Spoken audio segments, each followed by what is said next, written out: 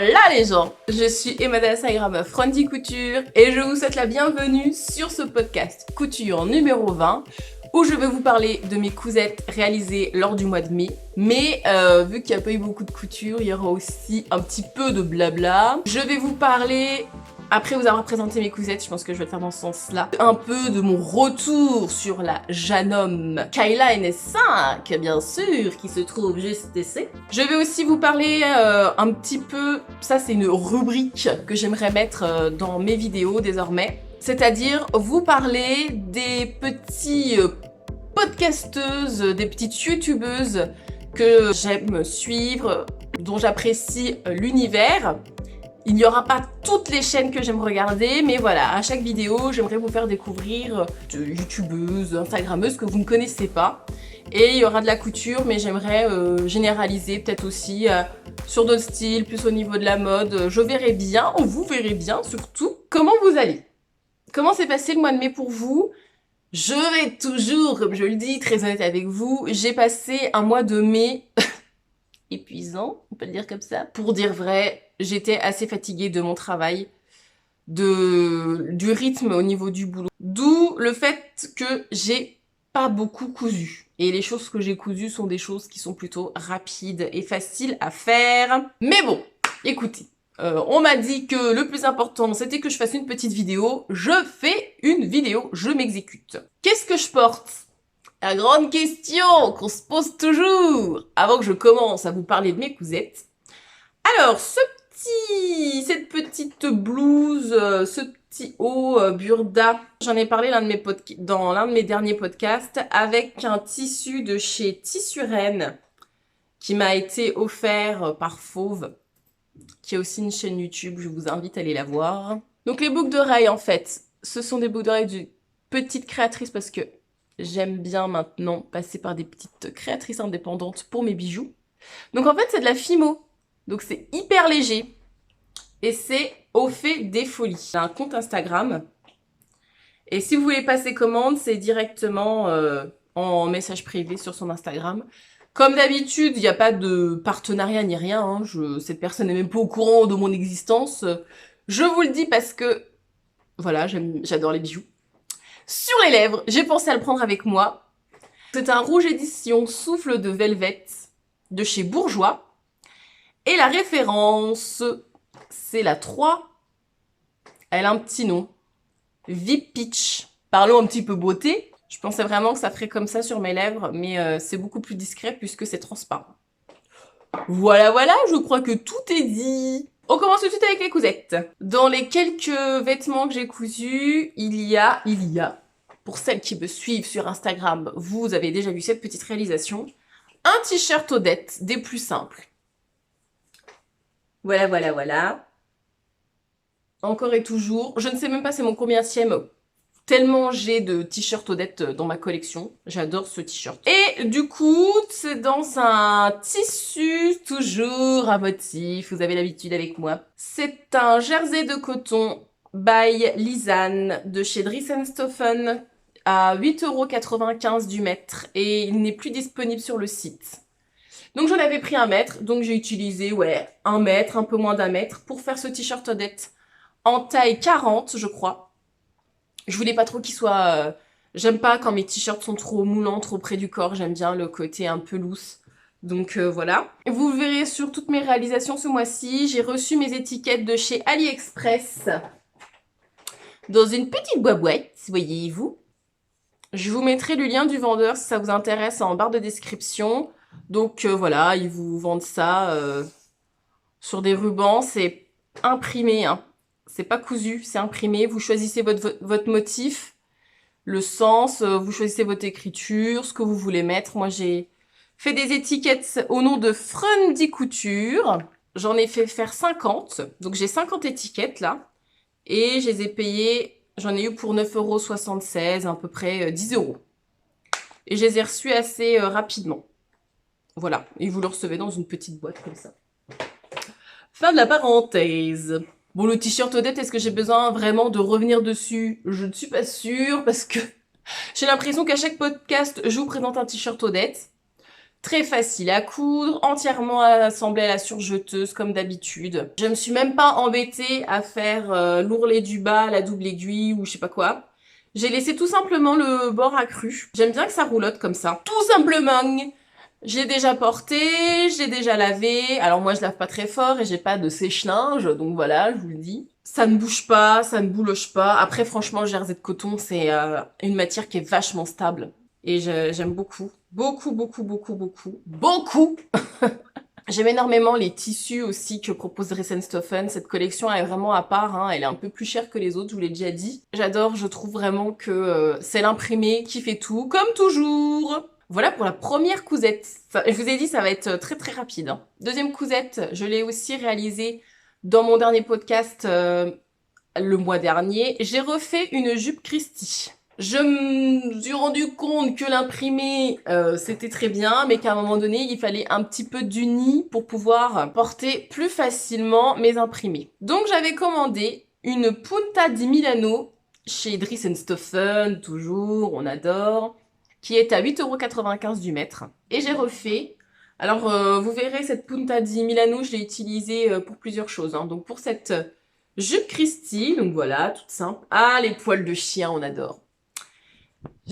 Oui. Donc, rempli de poils de chien comme toujours. Qu'est-ce que vous voulez, je n'en peux plus, je ne lutte plus. Donc, voilà, j'ai abandonné. Donc, ma vie sera comme ça. J'aurai toujours plein de poils de chien sur mes vêtements, c'est un véritable bonheur. Le t-shirt Odette et la jupe Christie sont en téléchargement gratuit sur le site de LMV. Une fois que vous avez créé votre compte, en télécharger en PDF, hein. Bien sûr, ils vont pas vous envoyer le papier gratos comme ça chez vous. J'ai fait une taille 38 et voilà, sans rajouter de marge de couture, assemblée entièrement à la surjeteuse. C'est nickel. Et la Punta di Milano, c'est vraiment une très très belle qualité de jersey, hein. C'est épais, c'est une matière qui se tient bien et franchement c'est nickel.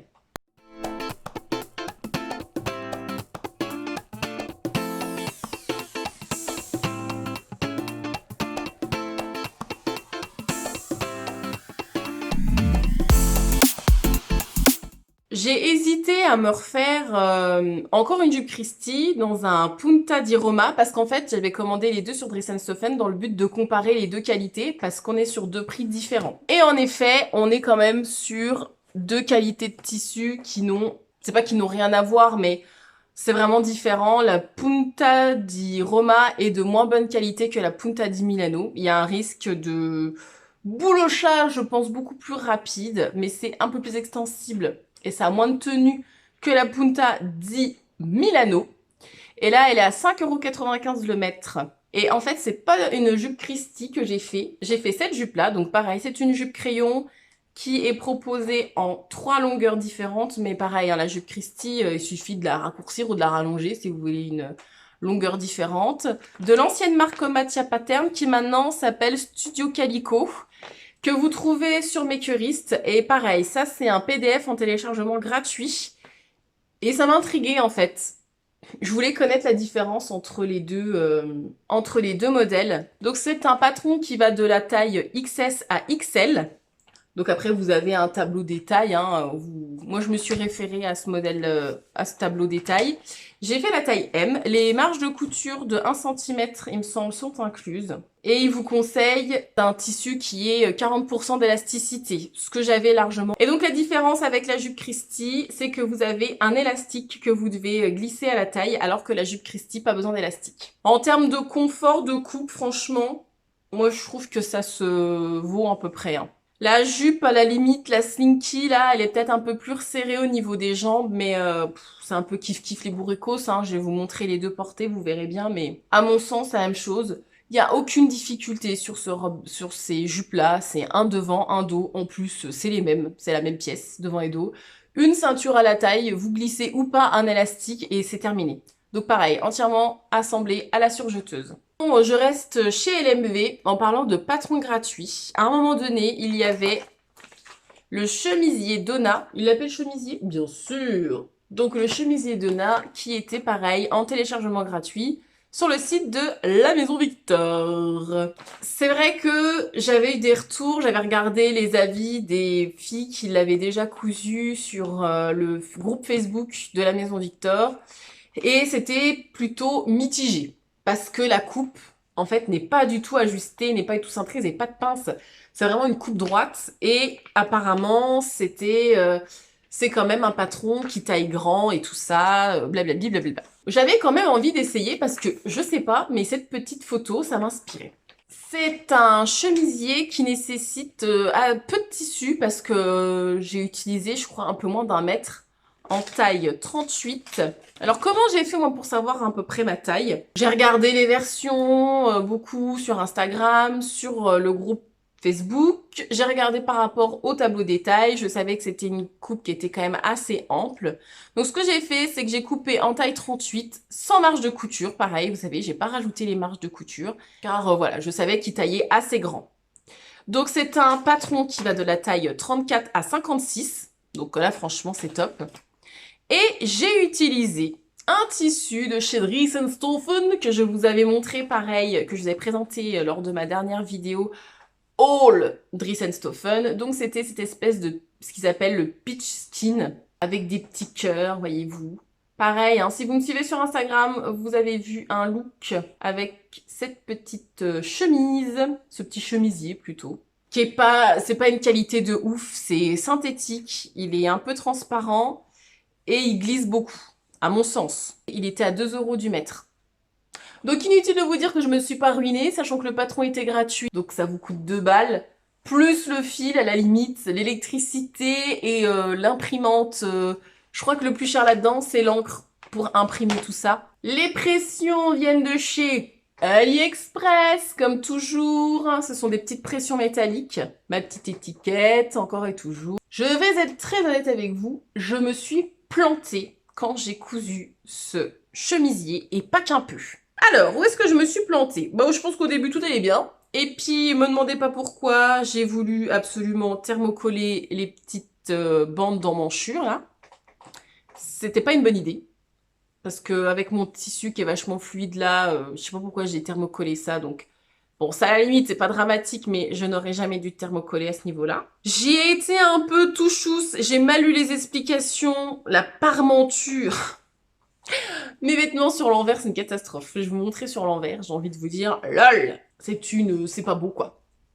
C'est pas beau parce que, alors c'est quel côté? Vous voyez, ça flotte dans le vent, et normalement, ça devrait venir jusque là, quoi. Et ça ne vient pas, parce que j'ai mal lu les explications, j'ai fait n'importe quoi. Et après, en relisant, je me suis dit, ah oui, mais en fait, oui. Donc, la prochaine version, ce que j'aimerais bien, au final, porter, j'aime bien. Ça a un côté un peu rétro, surtout dans ce tissu-là, avec des petits cœurs, avec une jupe taille haute. C'est un côté vachement, vachement rétro. Alors, on pourrait se dire qu'à la base, c'est pas vraiment mon style, mais je sais pas, j'aime bien. Avec des petites baskets blanches, ça décale le look.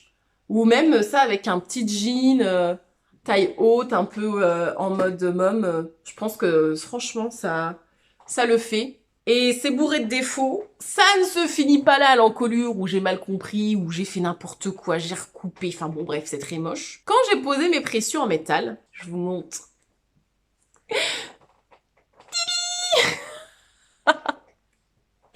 C'est trop moche. Quand je les ai posés, en fait, c'était pas en face. Ceux-là, ils étaient pas en face de ceux-là. La partie femelle était pas en face de la partie mâle. Donc du coup, bah, je les ai remis en face, j'en ai remis des nouveaux en face. Mais je me retrouve avec 2 parties mâles comme ça, toute seule, isolée. C'est très moche. Donc, ce qu'il faudrait que je fasse, et je pense que c'est possible, mais le tissu est quand même assez fragile, c'est essayer avec une petite pince de venir enlever, en fait, mes pressions qui sont restées là. Parce que ça ne sert à rien, ça n'a pas de sens. Oh, je me suis dit que j'étais irrécupérable. Et franchement, je ne pensais pas porter ce chemisier. Quand j'ai vu ma parmenture, quand j'ai vu mes erreurs au niveau de mes boutons pression... Oh, puis même, je le voyais comme ça, je me suis dit, oh, je sais pas, ça fait peut-être un peu kitsch, la matière, elle est hyper synthétique. Vous voyez, j'étais pas hyper emballée, en fait. Des fois, je couds des vêtements, puis je me dis, ouais, bof, bof, bof, bof, bof, et puis je les porte, avec la bonne association, les bons vêtements et tout, et après, je me dis, ah, et finalement, ça me plaît bien. Donc, au final, ce petit chemisier Donna, je pense me le refaire dans un autre tissu. Peut-être comme sur la photo, en fait, je me dis, dans un tissu uni. Moi, pour la taille, je suis convaincue. J'aime bien. J'aime bien le côté... bon, après, voilà, ça dépend de votre style. Moi, j'aime bien les vêtements au niveau des hauts qui sont pas trop moulants. J'aime bien, vous voyez, quand c'est comme ça aussi, un peu boxy. J'aime bien quand ça tombe droit. Donc, c'est quelque chose qui me dérange pas du tout. Mais si vous aimez les chemises, les hauts ajustés, là, c'est pas pour vous. Vous voyez bien que c'est droit, quoi. C'est vraiment droit. Donc, mon conseil au final pour le chemisier Donna, c'est effectivement, je pense, là, vous pouvez faire une taille en dessous parce qu'il est très grand. Et le choix du tissu aussi a son importance. Là, c'est un tissu qui est vachement fluide. Je me demande ce que ça pourrait rendre dans un tissu un peu plus rigide aussi. Je me suis posé la question. Et donc à refaire, je ferai beaucoup plus attention à cette étape-là. Je lirai bien les explications de montage. Et je n'irai pas entoiler les petits mancherons là. C'est pas un patron qui est compliqué, c'est vraiment pas difficile. C'est noté 2 maisons sur 4 sur le site de la Maison Victor, mais ouais, bon. La seule difficulté à la limite, c'est peut-être cette histoire d'encolure à gérer. Mais sinon, le reste, j'ai trouvé ça assez simple. Et en ce qui concerne le tissu ainsi que sa qualité, ouais, bon, je suis neutre. En même temps, pour 2 euros, franchement, je m'attendais pas à un truc de fou. Donc, après, je sais que ça, c'est quelque chose qui, mine de rien, en fait, tout ce qui est synthétique comme ça va pas boulocher ni rien, ça va pas bouger. Mais après, en termes de qualité, voilà, c'est peut-être pas ce qu'il y a de mieux. Mais ça, c'est à vous de voir.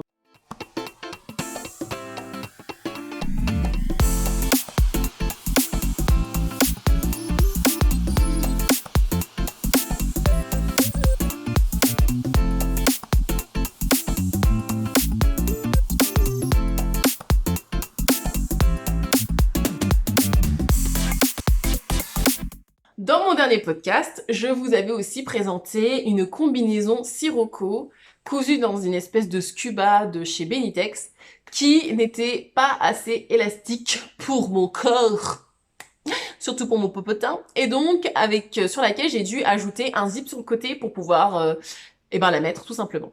Je ne voulais pas rester sur cet échec. Bah, c'est pas vraiment un échec, mais je voulais pas rester là-dessus. Je me suis dit que je voulais vraiment essayer la Sirocco, mais dans le tissu adapté. Et surtout qu'en commentaire, vous m'avez précisé qu'il y a eu un changement. On n'est plus sur un taux d'élasticité de 30%, mais sur un taux d'élasticité de 60% pour les tissus. Mon Punta di Milano à 8,95 € m'a servi pour faire une jupe Christie et m'a servi aussi pour faire le bas de ma combinaison Sirocco que je vous ai montré rapidement dans une de mes stories cette semaine et que j'ai associé à un jersey toujours by Lisanne de chez Dries&Stoffen. On est toujours sur des grandes fleurs, bien sûr, vous me connaissez maintenant, qui est vraiment de belle qualité, toujours pareil. J'avais pas assez de tissu pour faire une combinaison complètement noire et alors après, je dis pas que je ferai jamais une combinaison complètement noire, mais là j'avais vraiment envie de mélanger les deux motifs. Donc j'ai commandé le minimum qu'on peut commander sur Dries&, donc c'est 1 mètre. Donc j'ai commandé 1 mètre de ce tissu qui coûte 8,95 € et qui, pareil, n'est plus disponible sur le site. Ils ont tout vendu, vous verrez mieux. Mais voilà, pareil, sur des grandes fleurs, hein, sur un fond un peu bleu-gris. Et puis, sur l'encolure, parce que j'aime bien quand ça contraste. Et j'ai fait aussi des petits bords de manches, là. Je vous la remonte vite fait. Donc pareil, vous avez plusieurs versions possibles, soit en version pantalon, soit en version short. Et puis il y a aussi des personnes qui ont fait version robe, sans les manches. Enfin bon bref, c'est assez modulable comme patron. Mais la Sirocco, je pense que tout le monde l'a cousu, hein, franchement. Donc j'ai fait la taille 40, j'ai gardé la taille 40. Les marges de couture sont incluses. Je l'ai quasiment entièrement montée à la surjeteuse, sauf les pinces arrière, bien sûr. Au niveau des fesses, je l'ai monté à l'aiguille jersey sur ma machine à coudre. Et j'ai la bonne nouvelle de vous annoncer que je rentre dans ma Sirocco sans zip, puisque j'ai bien vérifié à réception des tissus que l'élasticité était celle recommandée. Et donc on est sur un jersey de coton au niveau du haut. Hein. Les by Lisanne, c'est que des jerseys de coton. Je vous ai pas précisé, mais je vous le dis maintenant. Le Punta di Milano, c'est aussi, on est à 60% d'élasticité, sans souci. Et le jersey de coton, je crois qu'on est même au-dessus des 60%. On est peut-être un petit peu au-dessus. Donc je vous le dis, si jamais vous vous posez la question, si vous cherchez à savoir quel tissu vous pouvez utiliser pour la sirocco, moi je vous conseille le jersey de coton ou alors, voilà, des punta. Punta di Roma, je pense que ça aurait marché parce que ça a encore plus d'élasticité que le punta di Milano.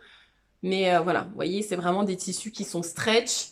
Et le punta di Milano, c'est vraiment un tissu que j'aime beaucoup, que je vais recommander parce que je trouve qu'il a une tenue et c'est une qualité de tissu qui pour moi est vraiment supérieure au punta di Roma. Pas de difficulté particulière pour cette sirocco de Direndou. Je l'ai faite en, je dirais, une bonne matinée quand même parce que j'ai commencé en mi-matinée et puis j'ai poursuivi ouais, un peu l'après-midi. Donc ça prend plusieurs heures mais ça va assez vite à faire, à monter. En sachant que je ne respecte pas les instructions de montage de chez Direndou parce que je les trouve pas logiques. Donc moi je vais vous expliquer vite fait comment je fais. En fait, vous savez, j'aime bien me simplifier la vie. Je monte mon haut au niveau des épaules. Ensuite, je couds l'encolure, tout simplement. Là, je couds juste la manche. Ensuite, je viens assembler les manches et mon côté. La ceinture, je l'assemble aussi, déjà, je l'assemble sur elle-même. Vous voyez, le devant et les dos, je l'assemble. Ensuite, je l'assemble à mon haut. Ensuite, je m'attaque au bas, je monte, donc vous voyez, je monte mes poches, après je monte le bas, donc je mets une jambe dans l'autre et j'assemble tout, et après seulement, je l'assemble à la ceinture. Et sur le montage de base n'est pas prévu comme ça, enfin moi quand j'ai lu les explications, je me suis dit, c'est pas logique. La manière de faire, ça me plaisait pas, donc je me suis dit, ouais non, je vais faire à ma sauce comme d'hab. Je n'ai apporté aucune modification sauf l'ajout de ces petits bracelets de manche ici. Parce que je voulais un petit rappel, je sais pas, je voulais un rappel avec l'encolure qui était noire. Et qu'est-ce qu'on est bien dedans, mes enfants. Et j'ai fait ma feignasse pour l'instant. Mais ouais, je pense que je vais le faire quand même. Pour l'instant, j'ai laissé le bas à cru. Je vais faire un rentré. Je pense que je vais surjeter quand même. Je vais faire un rentré, puis je vais piquer à l'aiguille. Mais je voulais voir au porté. Je savais pas trop si je voulais pas raccourcir pour que ça me fasse un truc un peu 7/8e au niveau du bas. Je sais pas encore, je suis en réflexion. Je ne suis pas encore complètement arrêtée. Donc voilà pour cette deuxième sirocco. Et effectivement, on va pas se mentir, avec le tissu qui a la bonne élasticité, c'est quand même beaucoup plus simple.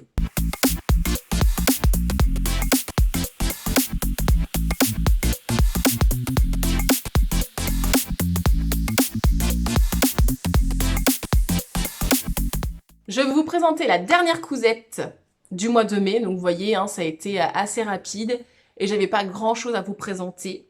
C'est le fameux Francesca de Wear Lemonade qui va de la taille 34 à 46. La version papier coûte 17,90 €. Je l'avais acheté lors de ma virée shopping à Paris avec Fauve. On a été dans la boutique en fait, Wear Lemonade, qui est très très belle d'ailleurs, c'est une très belle boutique. Et en fait, elle vend des tissus et elle vend aussi les patrons en format papier. Et ce modèle m'avait vraiment tapé dans l'œil. Et souvenez-vous, toujours pareil, lors de ma dernière commande, lors de mon dernier haul Dress & Stephen, je vous avais parlé d'une popeline à pois. Une popeline à pois, donc sur un fond vieux rose et pois blanc. Donc voici mon Francesca. Alors, je l'ai fait en taille 40, j'ai suivi le guide des tailles. Donc la popeline de chez Dress & Stephen, elle coûte 4 € du mètre, donc je me suis pas ruinée en termes de tissu. Ça, c'est des pressions qui sont un peu plus grosses que celles de tout à l'heure, qui sont des Mondial Tissus. Et le zip est un zip parce que je l'ai cousu, c'était encore la période de confinement, et là, je sais, c'est mal. Bouh à moi. Autant pour les bijoux, je fais appel à des petites créatrices indépendantes. Autant pour la mercerie, j'ai été commandée chez le grand méchant Amazon. J'ai commandé des zips de 18 cm parce qu'en fait, j'en avais pas. J'en ai eu 39 zips de toutes les couleurs pour 14 €. Et je les ai reçus très rapidement parce qu'en fait, bon, je ne pense pas qu'ils soient fabriqués en Allemagne, mais l'expéditeur était allemand et il en avait en stock. Donc voilà. Donc le devant, vous avez des poches, vous avez des plis, et le dos, vous avez des pinces, et puis cette fameuse encoche au niveau du dos. Et pareil, ma petite étiquette Friendly Couture. Oui, je suis fière. Alors, par où commencer? Les explications. Donc, vous avez un livre explicatif. Je vous précise, les marges de couture sont comprises. Elles sont de 1 cm chez Wear Lemonade. Donc, vous avez un petit guide avec des photos. Ok, bon, j'ai essayé de les lire. En vrai, la seule difficulté de ce pantalon, à mon sens, c'est la braguette. On est bien d'accord.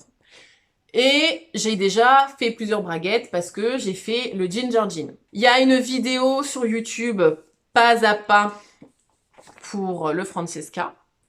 Je vais être très honnête avec vous, je n'aime pas cette méthode pour monter une braguette. Je trouve qu'elle est mille fins.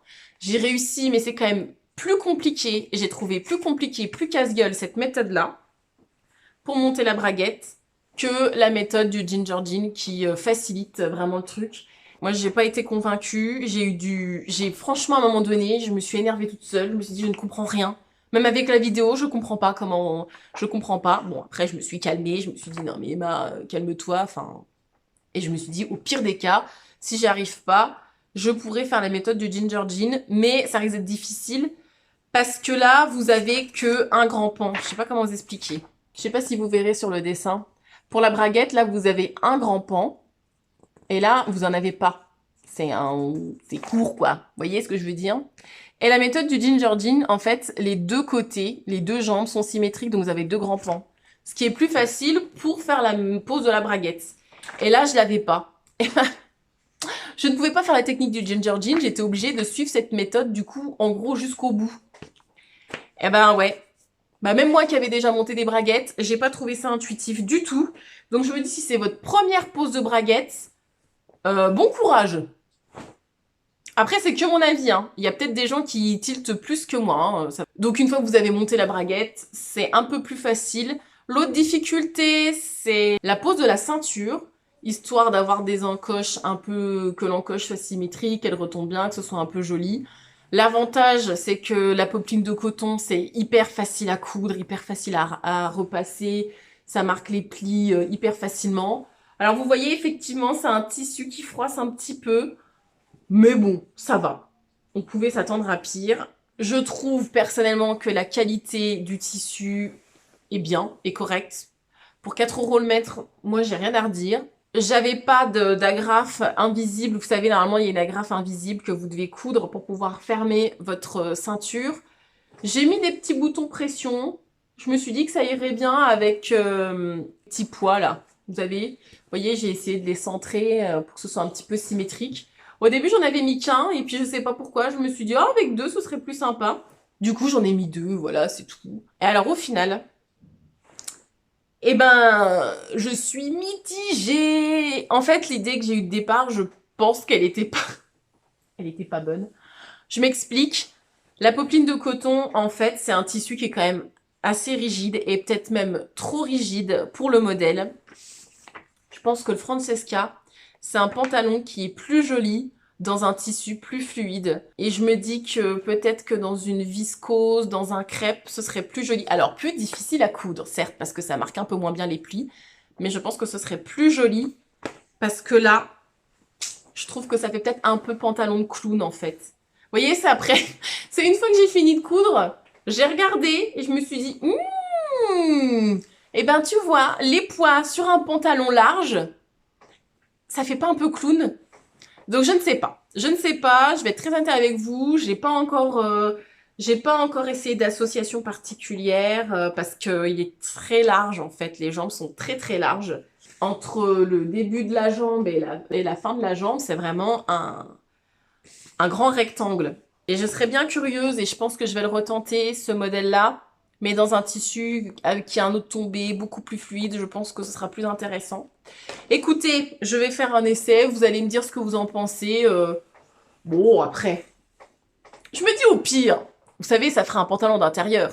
Parce que il est quand même très agréable à porter, hein, parce que la popeline de coton, franchement, c'est top. Hein. En plus, avec les grosses chaleurs et tout, je vous raconte pas le confort que voilà pour mes cousettes du mois de mai.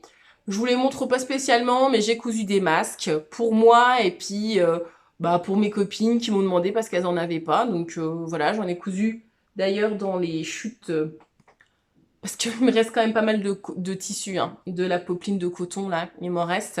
C'était mes petites cousettes du mois de mai.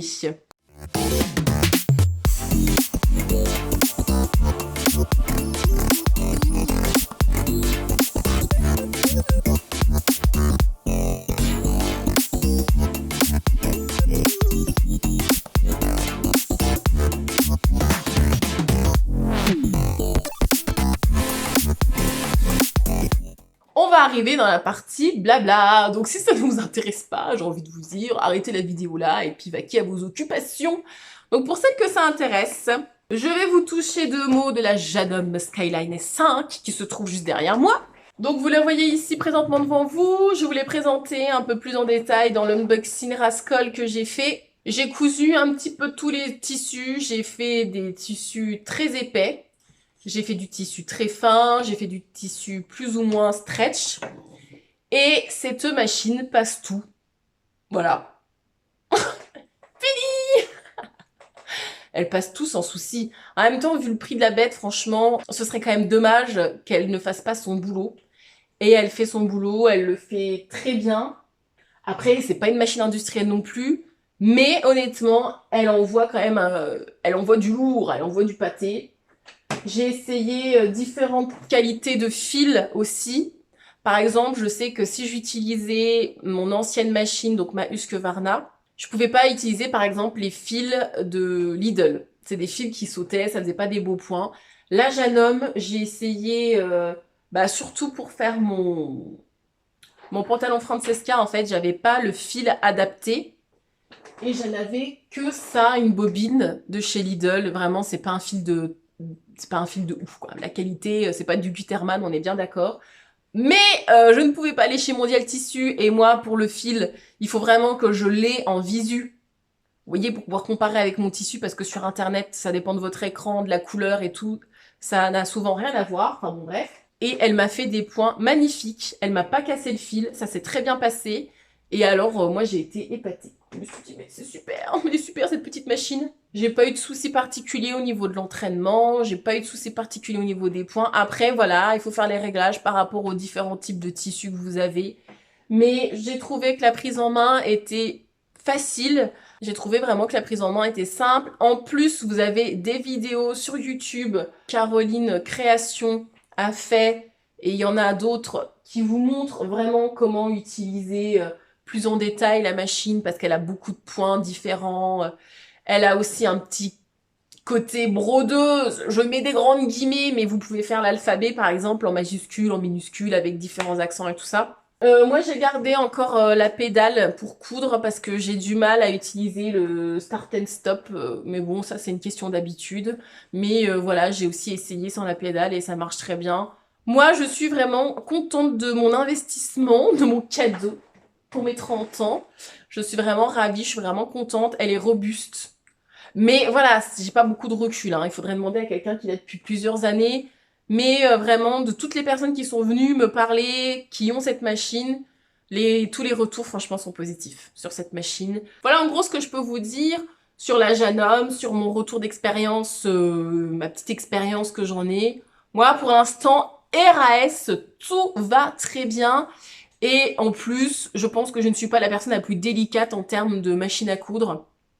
Donc voilà, je sens elle est robuste et elle envoie du pâté, comme disent les jeunes, bien sûr. On va passer à la catégorie que j'ai rajoutée, donc mes podcasts du mois, mes petits coups de cœur, voilà, les petites chaînes qui, je pense, vont monter et j'ai envie de vous proposer différents styles. Si vous n'êtes pas c'est pas une liste exhaustive, hein, c'est-à-dire que là, je vais en citer certaines aujourd'hui, et puis j'en citerai d'autres la prochaine fois, donc n'ayez pas peur, vous ne soyez pas vexés si je vous mets pas dans la liste, c'est pas la liste des élus, vous voyez ce que je veux dire? Donc là, je vous en présentais certaines, et puis j'en présenterai d'autres à la prochaine vidéo. Compte dont je vais vous parler, vous allez dérouler la barre d'infos, et vous aurez bien évidemment toutes les chaînes directement en barre d'infos. Pas de stress, hein. Tout est listé. Donc je vais commencer par AG Couture.